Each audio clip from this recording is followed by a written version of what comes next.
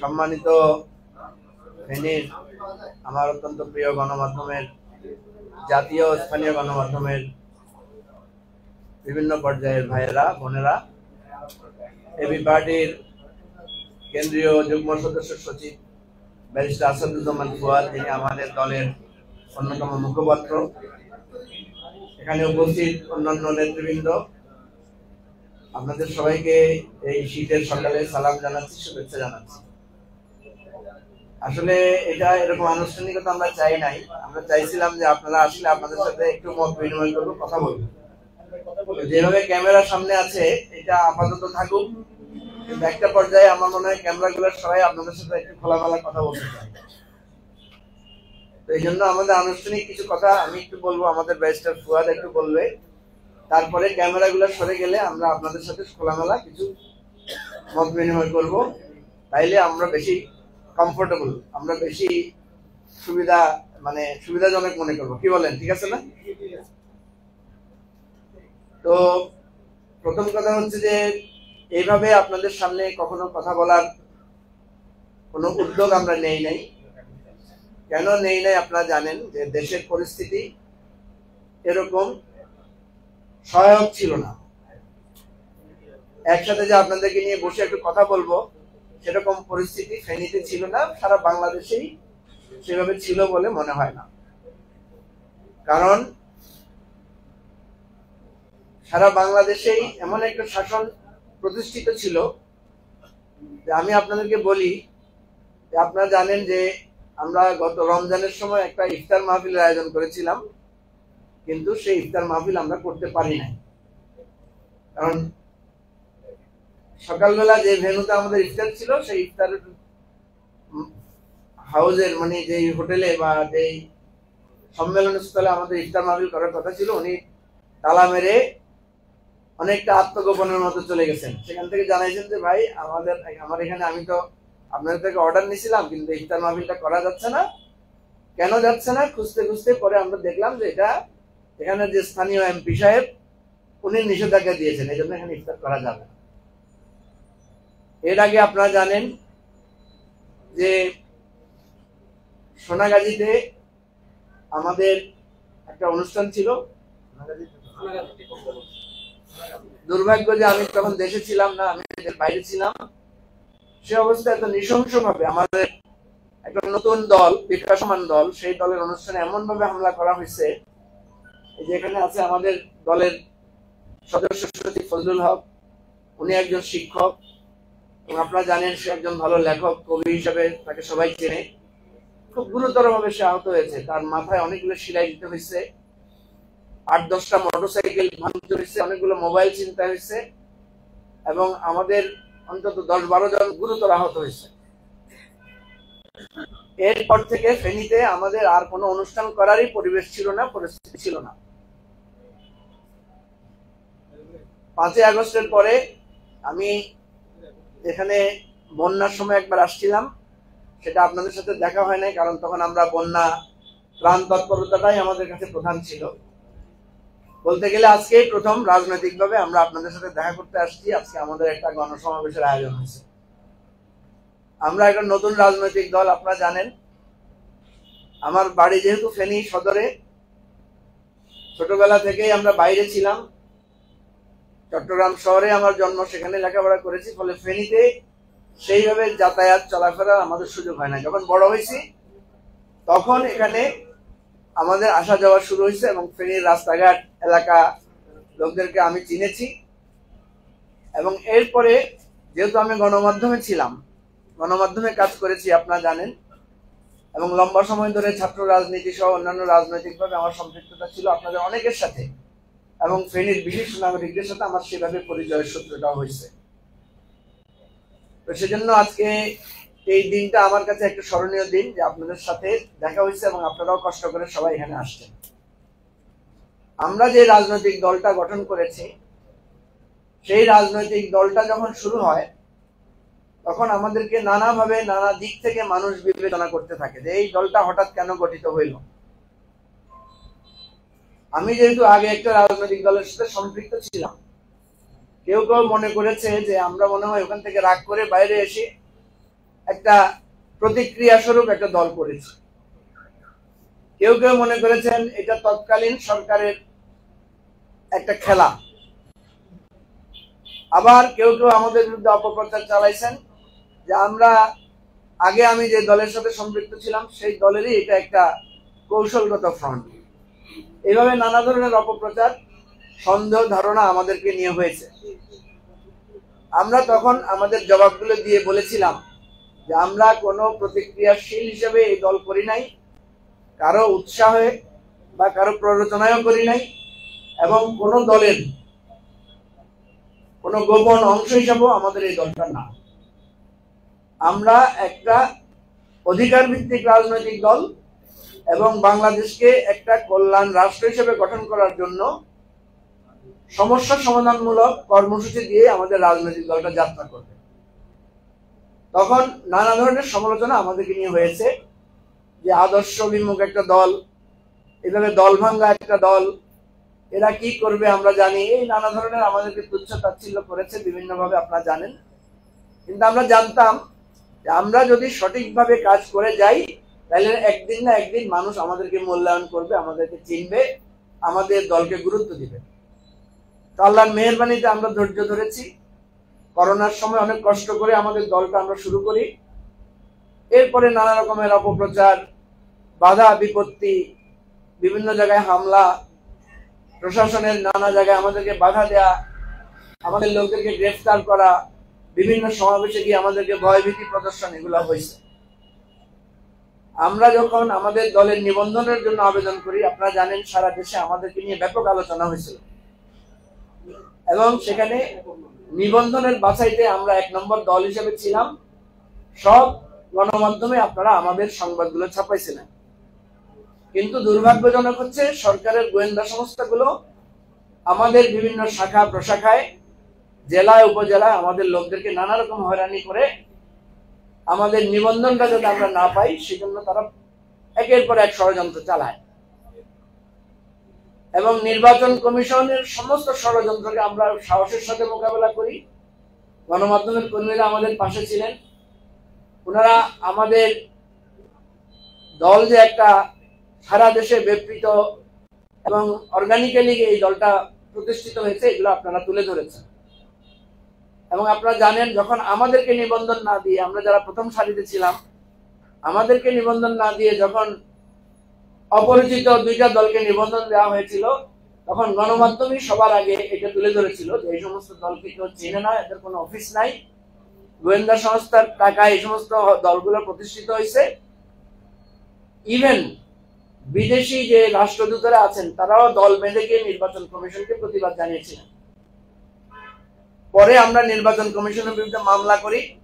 1 বছর আমরা আইনগত লড়াই চালিয়ে, আপনারা জানেন যে অনেক কষ্টে সর্বপ্রথম এই আন্দোলনের পর আমরা আদালতের নির্দেশে আমরা নিবন্ধন পাই।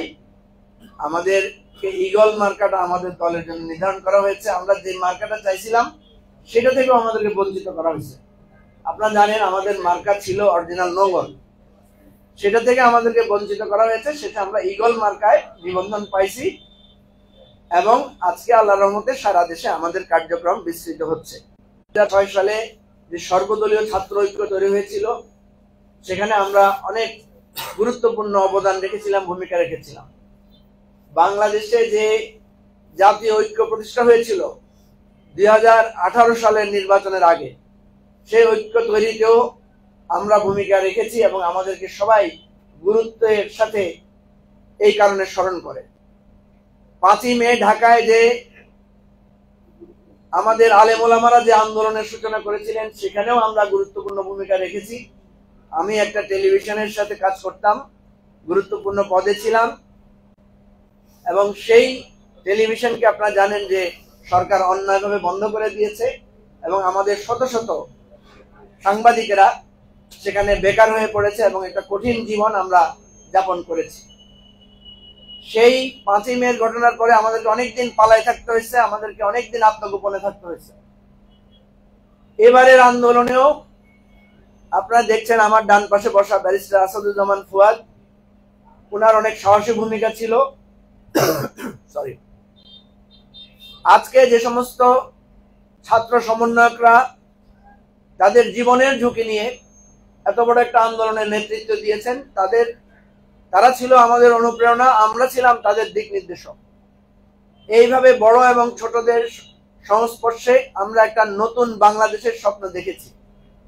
আমরা এটা বলার চেষ্টা করেছি যে বাংলাদেশকে একটা দ্বিতীয় রিপাবলিক লাগবে। বাংলাদেশের যে প্রথম রিপাবলিক ঘোষণা হয়ে 1971 সালে স্বাধীনতা আমরা পেয়েছি, আমরা ভৌগোলিকভাবে স্বাধীনতা পেয়েছি, আমরা একটা জাতীয় পতাকা পেয়েছি, আমরা একটা দেশের সম্মান পেয়েছি, কিন্তু আমাদের নেতৃত্বের ব্যর্থতার কারণে আমরা সাম্য, মানবিক মর্যাদা এবং সামাজিক সুবিচারের ভিত্তিতে একটা স্বাধীন সার্বভৌম আমাদের প্রিয় বাংলাদেশটা পাই না। সেজন্য আমরা বলেছি এখানে একটা সংস্কার লাগবে, রাষ্ট্রটাকে নতুন করে মেরামত করতে হবে, এবং সেই মেরামতের কয়েকটা আন্দোলন ধাপে ধাপে আমরা করেছি। রাষ্ট্র সংস্কার, কোটা সংস্কার, এবং আপনারা জানেন যে নিরাপদ সড়কের একটা আন্দোলনে কিশোর ছাত্ররা আন্দোলনের সঙ্গে সম্পৃক্ত হয়েছিল এবং সব কিছুকে গুলি করে দমিয়ে নিঃশেষ করে দেওয়ার চেষ্টা করা হয়েছিল। সর্বশেষ জুলাই আগস্টে রাজপথের সংগ্রাম করে আমরা একটা বিজয় অর্জন করেছি। আমাদের এই ফেনীতে 13টা তাজা প্রাণ 4 এবং 5 তারিখ তাদেরকে কিভাবে নৃশংসভাবে হত্যা করা হয়েছে এবং শত শত ছাত্র জনতা কিভাবে আহত হয়েছে, অনেকে এখনো পঙ্গুত্ব বরণ করে জীবনে লড়াই করছে, আপনারা জানেন। 19 তারিখে আমরা যখন ঢাকায় আন্দোলন করছিলাম, তারও আগে আপনারা জানেন যে আবু সাইদকে হত্যা করা হয়েছে 13 অথবা 14 তারিখ। তারপরের দিন আমরা ঢাকায় মিছিল বের করেছিলাম এবং ঢাকায় 3টা দল আমরা একসাথে হয়ে গিয়েছিলাম রাজপথে। তার একদিন পরে 19 তারিখে আমরা যখন গণতন্ত্র মঞ্চ এবং এবি পার্টি যৌথভাবে আমরা মিছিল নিয়ে প্রেস ক্লাবের সামনে যাই, তখন আমাদের মিছিলে গুলি করা হয়। আমি কোমরে গুলিবিদ্ধ হই, আমাদের অনেক নেতাকর্মী গুলিবিদ্ধ হন, গণতন্ত্রের মঞ্চের অনেক নেতারাও গুলিবিদ্ধ হয়েছেন সেদিন। এবং সেদিন আমাদের মিছিলের উপরে অত্যন্ত নৃশংসভাবে পুলিশ হামলা করে। আমরা হাসপাতালে গিয়েছি, হাসপাতালেও থাকতে পারি না, সেখানে পুলিশ 3 দিন 4 দিন আমাদেরকে ধরার জন্য ব্যাপক অপারেশন চালিয়েছে। আমরা কিছুটা সতর্কতার সাথে চলাফেরা করে আন্দোলন চালিয়ে নিয়েছিলাম এবং 26 তারিখ রাত্রে আমাকে, আপনারা জানেন যে, গ্রেফতার করা হয়। আমাদের আরো একজন নেতা খালিদ হাসান, ওনাকেও ধরা হয়।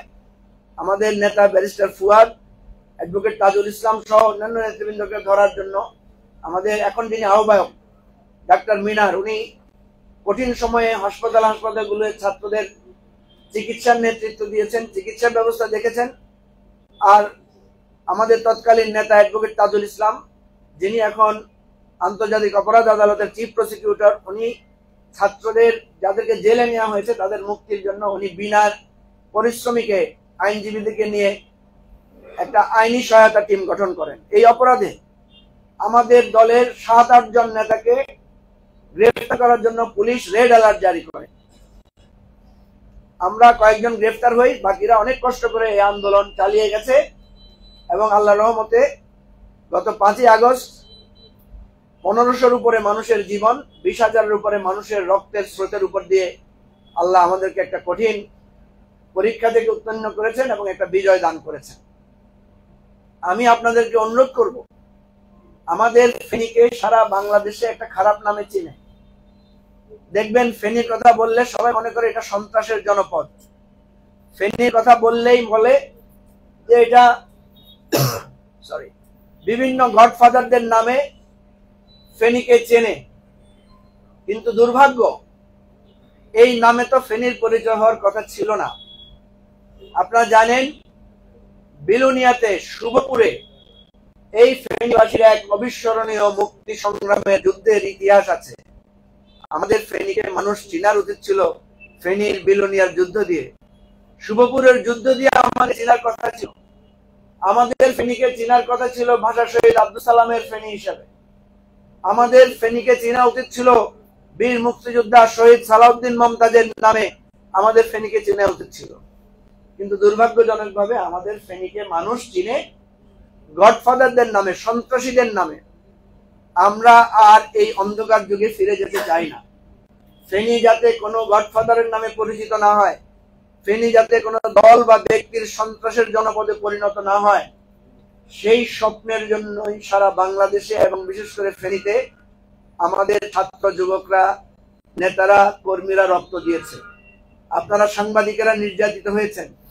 ফেনী বাংলাদেশের গণমাধ্যমের জগতে নেতৃত্ব দিয়েছে আমাদের সাংবাদিক সালাম সাহেব, গিয়াস কামাল চৌধুরী সহ অগণিত, জহির রায়হান সাহেব সহ অগণিত সূর্য সন্তানরা আছেন যারা ফেনীর পক্ষ থেকে জাতীয় পর্যায়ে ভূমিকা রেখেছেন। নিশ্চয়ই বেগম খালেদা জিয়া, যিনি বাংলাদেশের গুরুত্বপূর্ণ সময়ে প্রধানমন্ত্রী ছিলেন, তিনিও আমাদের ফেনীর মেয়ে, সেটাও আমাদের জন্য অনেক তাৎপর্যপূর্ণ এবং গর্বের বিষয়।